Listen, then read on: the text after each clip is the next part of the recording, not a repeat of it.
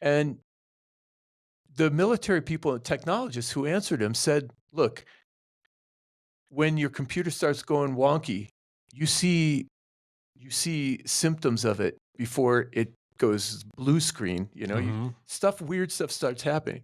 You pull the plug at that point." And that's their point was we will see warning signs well ahead of time if our technology starts going south.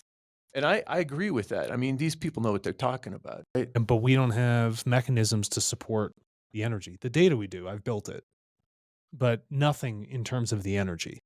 Well, we're running out of there's an article in this morning's newspaper, the New York Times again. I hate to add for the New York Times, but so the article is about the fact that data centers in particular are using up a lot of energy that we don't have. Certain states in the United States are putting the kibosh on building new data centers and new server centers because they can't afford to transmit the energy to them.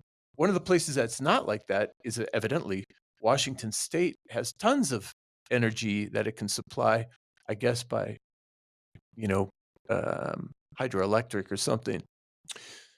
Yeah, we talk about this mostly.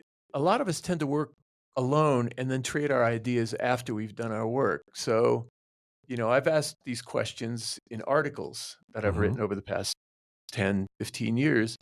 And then I go to conferences, usually with other academics, and we talk about these concepts. Here's the problem: we don't get it out to the public.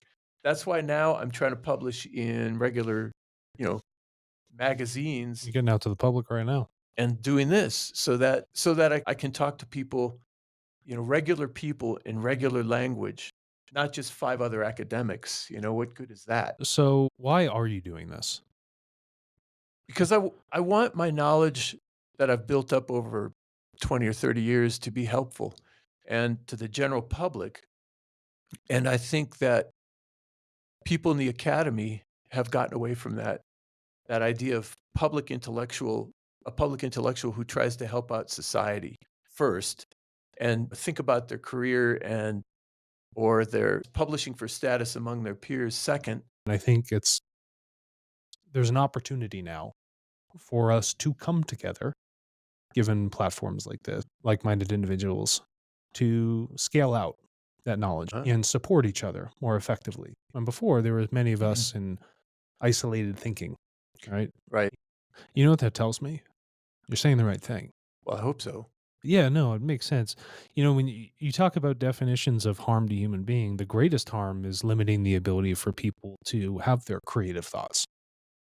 That's massively damaging. And if we accelerate that process or create institutions or technology that inhibit that, or we pass off our responsibility of thought or memory or learning, the process of learning and development to these other systems, what are we left with?